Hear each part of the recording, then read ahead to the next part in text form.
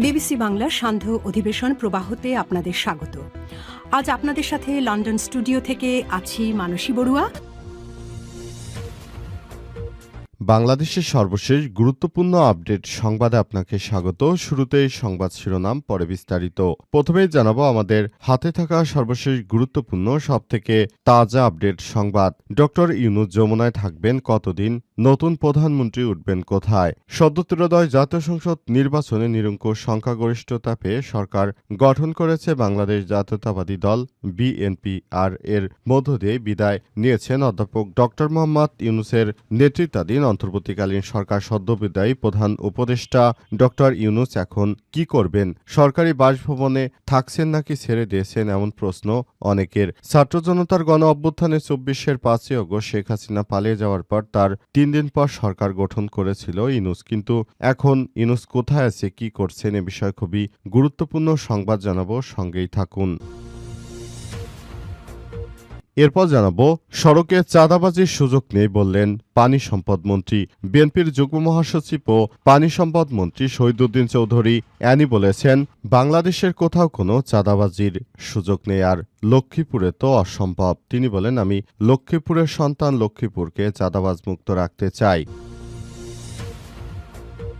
এদিকে চাঁদাবাজি সন্ত্রাস মুক্ত রাখতে হটলাইন চালু করলেন পরিবেশ মন্ত্রী আব্দুল্লাহ আল মিন্টু। ফেনী ৩ আসনে চাঁদাবাজি, সন্ত্রাসী সহ সব ধরনের অনিয়ম মুক্ত রাখতে হটলাইন চালু করেছেন পরিবেশ, বন ও জলবায়ু পরিবর্তন মন্ত্রী আব্দুল্লাহ আল মিন্টু। আজ দিবাগত রাতে নিজ ফেসবুক আইডিতে দেয়া এক স্ট্যাটাসে হটলাইন নম্বর চালুর ঘোষণা দেন তিনি। এবারে জানাবো, বাসা থেকে পরিচালক এম বেগের পচাগলা মরদেহ উদ্ধার। নিজের বাসা থেকে পচাগলা মরদেহ উদ্ধার করা হলো ইন্ডাস্ট্রিকে একাধিক হিট সিনেমা উপহার দেয়া পরিচালকের। সপ্তাহের শুরুতে মুম্বাইয়ের বাসা থেকে মরদেহ উদ্ধার করা হয়েছে বলিউডের এই আলোচিত নির্মাতা এম বেগের। তার বয়স হয়েছিল ৭০ বছর। এবং সর্বশেষ জানাবো, ২০২৫ সালে ৫ লাখের বেশি সেনা হারিয়েছে ইউক্রেন, দাবি রাশিয়ার। ইউক্রেনের সেনাবাহিনী শুধু ২০২৫ সালে ৫,২০,০০০-এর বেশি সেনা সদস্য হারিয়েছে বলে দাবি করেছে রাশিয়া। পাশাপাশি যুদ্ধক্ষেত্রে ধ্বংস হয়েছে ইউক্রেনের হাজার হাজার ট্যাঙ্ক, সাজোয়াজান ও ভারী অস্ত্র। রাশিয়ার দাবি, যুদ্ধ শুরুর পর থেকে এ পর্যন্ত ১৫ লাখের বেশি ইউক্রেন সেনা নিহত হয়েছে বলে রাশিয়া বিষয়টি জানিয়েছে। প্রিয় দর্শক, এতক্ষণ শুনছিলেন সংবাদ শিরোনাম, এবারে বিস্তারিত। তবে তার আগে বন্ধুরা, অনুরোধ থাকবে এই সংবাদটিতে একটি লাইক দিন।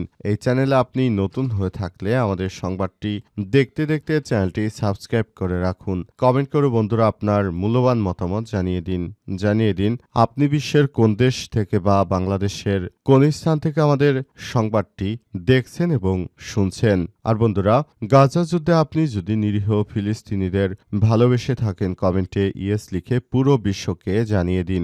এবারে বিস্তারিত। ডক্টর ইউনূস যমুনায় থাকবেন কতদিন?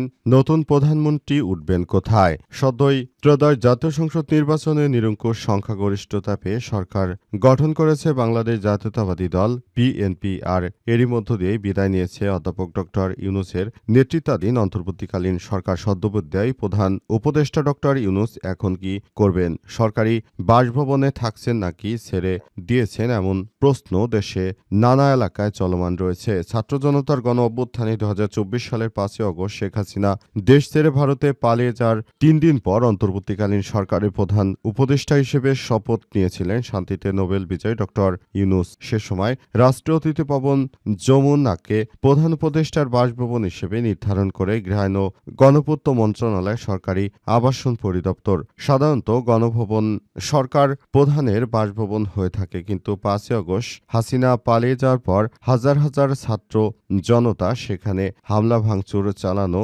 বাসভবনের বসবাসের অনুপযোগী হয়ে পড়ে। তাই অন্তর্বর্তীকালীন সরকারের প্রধান বাসভবন হিসেবে রাষ্ট্রীয় অতিথি ভবন যমুনাকে বেছে নেয়। নতুন সরকার গঠিত হয়, এখন মোহাম্মদ ইউনূসকে ছাড়তে হবে এবং এই রাষ্ট্রীয় অতিথি ভবন যমুনা। অন্তর্বর্তীকালীন সরকারের বিদায়ের পর অধ্যাপক ইউনূস সরকারি বাসভবন যমুনায় থাকছেন কিনা এ বিষয়ে জানতে চাইলে Dhaka metropolitan police DMP Ramna জোনের ডিসি মীর আসাদুজ্জামান বলেছেন, অধ্যাপক ইউনূস খুলনায় সরকারি বাসভবনে আছেন, তবে এই সপ্তাহের পরে গুলশানে নিজের বাসায় উঠবেন বলেও জানানো হয়েছে। এদিকে নবনির্বাচিত প্রধানমন্ত্রী তারেক রহমান রাষ্ট্রীয় অতিথি ভবন যমুনায় উঠবেন বলে নিশ্চিত করেছে। প্রধানমন্ত্রী ও যমুনার আশপাশের নিরাপত্তা ব্যবস্থায় দায়িত্বে থাকা ডিএমপির রমনা জোনের এডিসি মীর আসাদুজ্জামান তিনি জানিয়েছেন যে প্রধানমন্ত্রী এখানে উঠবে। তাহলে ডক্টর ইউনূস কোথায় যাবে সে বিষয়টি নিয়ে এখন পর্যন্ত তারা কোনো তথ্য আমাদেরকে দিতে পারেনি। সড়কে চাঁদাবাজির কোনো সুযোগ নেই বললেন পানি সম্পদ মন্ত্রী। বিএনপির যুগ্ম মহাসচিব ও পানি সম্পদ মন্ত্রী শহীদুদ্দীন চৌধুরী আনি বলেছেন, সারা দেশে সড়কে চাঁদাবাজির কোনো সুযোগ নেই, লক্ষ্মীপুরেতে তো নাই। আজ বেলা ১১টায় লক্ষ্মীপুর সার্কিট হাউসে সারা দেশে সড়কে চাঁদাবাজি নিয়ে সাংবাদিকদের প্রশ্নের উত্তরে শহীদুদ্দীন চৌধুরী এসব কথা জানিয়েছেন। তিনি বলেন, প্রিয় দেশবাসী, আপনারা জানেন যে বিভিন্ন জায়গায় বিএনপির নাম ভাঙিয়ে চাঁদাবাজি করা হচ্ছে। সেখানে চাঁদাবাজদের সঙ্গে বিএনপির কোনো সম্পর্ক নেই। আপনারা যেখানেই চাঁদাবাজদের সম্মুখীন হবেন সেখানে নিজেরা প্রতিহত করুন, কারণ এই চাঁদাবাজদের সঙ্গে আমাদের নেতা তারেক রহমানের কোনোবিধ সম্পর্ক নেই, আমাদেরও কোনো সম্পর্ক নেই। আমরা মনে করি যে এটি আমাদের বিরুদ্ধে এক প্রকার অপপ্রচার করা হচ্ছে। যারা এই ধরনের কর্মকাণ্ড করছে তাদেরকে আমরা কোনোভাবেই ছাড় দিতে পারি না বলে জানিয়েছেন তিনি। শহীদুদ্দীন চৌধুরী আনি আরও জানিয়েছেন যে আমাদের বাংলাদেশটাকে সুন্দরভাবে গড়ে তোলার মধ্য দিয়ে আমরা নতুন একটি সুন্দর ও সম্প্রীতির বাংলাদেশ গড়ে তুলতে চাই, কিন্তু বিভিন্ন জায়গা থেকে চাঁদাবাজরা মূলত এসব কাহিনীগুলো করে তারা যেটি হাসিল করতে চাইছে এটি কোনোভাবেই সম্ভব নয়। চাঁদাবাজদের রুখে দিতে আমাদের এই কার্যক্রম চালিয়ে যেতে হবে। অন্তর্বর্তীকালীন সরকারের প্রধান উপদেষ্টা প্রফেসর ডক্টর মোহাম্মদ ইউনূসের সরকার এই চাঁদাবাজদের বিরুদ্ধে কাজ করেছিল, আমরাও কাজ করছি। আমরা মনে করি চাঁদাবাজদের কোনোভাবেই ছাড় দেওয়া হবে না। আমাদের নেতা তারেক রহমান আমাদেরকে সে কথাই স্পষ্ট বার্তা দিয়ে জানিয়ে দিয়েছেন যে কোনরূপ চাঁদাবাজদের কোনোভাবেই ছাড় দেওয়া হবে না। কেউ যদি চাঁদাবাজি, রাহাজানি, সন্ত্রাসী কর্মকাণ্ড করে সেটি অত্যন্ত দুঃখজনক ব্যাপার এবং এর জন্য তাদেরকেই দায় নিতে হবে। এর জন্য বিএনপি কিংবা জামাত ইসলামের নেতৃত্ববৃন্দরা তারা এর জন্য দায় নেবে না। চাঁদাবাজি সন্ত্রাস মুক্ত রাখতে হটলাইন চালু করলেন বিএনপির পরিবেশ মন্ত্রী। ফেনী, সোনাগাজী এবং দাগনভূঞা এর চাঁদাবাজি, সন্ত্রাস, যে কোনো ধরনের অনিয়মের বিরুদ্ধে জিরো টলারেন্স নীতি ঘোষণা করা হয়েছে এবং অভিযোগ জানাতে কল করুন 0173304844। আমি আবারও বলছি 0173304844 অথবা ভিজিট করুন www.aamintoo.com। এই ওয়েবসাইটে আপনারা ভিজিট করে সরাসরি বিএনপি যারা চাঁদাবাজির সঙ্গে যুক্ত রয়েছে তাদের বিরুদ্ধে আপনারা সরাসরি অভিযোগ জানাতে পারবেন। তারা সারা দেশ থেকে যে ধরনের কর্মকাণ্ড শুরু করেছে এদের বিরুদ্ধে এবার খোদ তারেক রহমানই নির্দেশনা দিয়েছেন, আমাদের দলে কোনো চাঁদাবাজ থাকতে পারবে না, চাঁদাবাজদেরকে কোনোভাবেই ছাড় দেওয়া হবে না বলে তারেক রহমান যে নির্দেশনা দিয়েছেন সেই নির্দেশনা বাস্তবায়ন করতে সবাইকে এখন থেকেই কাজ করতে হবে।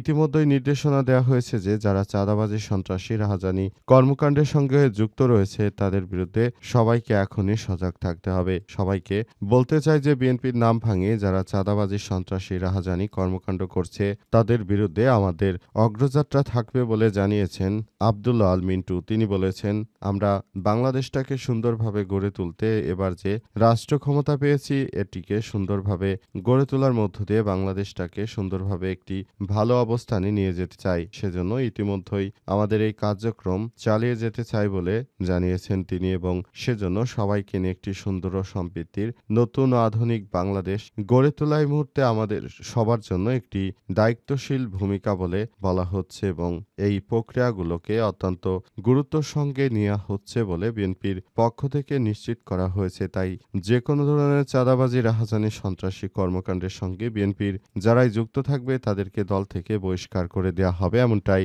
বলা হয়েছে। বাসা থেকে পরিচালক এম বেগের বস্তাপচা মরদেহ উদ্ধার। নিজ বাসা থেকে পচাগলা মরদেহ উদ্ধার করা হয়েছে। ইন্ডাস্ট্রিক এর একাধিক হিট সিনেমা উপহার দেওয়া পরিচালকের সপ্তাহের শুরুতে মুম্বাইয়ের বাসা থেকে তার মরদেহ উদ্ধার করা হয়। বলিউডের আলোচিত নির্মাতা এম বেগের তার বয়স হয়েছিল ৭০। বিষয়টি নিশ্চিত করেছে পরিচালক সংশ্লিষ্ট জনসংযোগ কর্মকর্তা হানি জাওয়ারি। ভারতীয় সংবাদ মাধ্যমের প্রতিবেদনে এক কর্মকর্তা জানিয়েছে, কিছুদিন ধরে অসুস্থ তিনি। ৪-৫ দিন ধরে বাড়ি থেকে বের না হয় প্রতিবেশীদের সন্দেহ হয়। পরে পুলিশকে খবর দেয়। পুলিশ এসে দরজা ভেঙে ভেতরে পচাগলা মরদেহ দেখতে পান। এরপর মরদেহ ময়নাতদন্তের জন্য গভীর রাতেই কুপার হাসপাতালে নেওয়া হয়েছে। প্রসঙ্গত, চলচ্চিত্র জগতের সহকারী পরিচালক হিসেবে ক্যারিয়ার শুরু করেছিলেন এম বেগ। এম প্রকাশ, বিমল কুমার ও রাকেশ রোশানের মতো প্রতিষ্ঠিতদের সঙ্গে কাজ শুরু করেছিলেন তিনি, এবং তিনি সব জায়গায় মূলত কাজ করে তারা একসঙ্গে সবকিছু নিয়ন্ত্রণ করেছিল এবং তারা সবকিছু যে তাদের নিজেদের দেশের মধ্য থেকে সবকিছু করার চেষ্টা করছিলেন এমনটাই জানানো হয়েছে। এবং তার মৃত্যুতে তার পরিবারের সদস্যরা শোক জানিয়েছে। তারা বলছে যে এই ধরনের অনাকাঙ্ক্ষিত মৃত্যুর ঘটনা যেন আর না ঘটে, সেজন্য সবাইকে এখন থেকে আরও সতর্কতামূলক ব্যবস্থায় থাকতে হবে।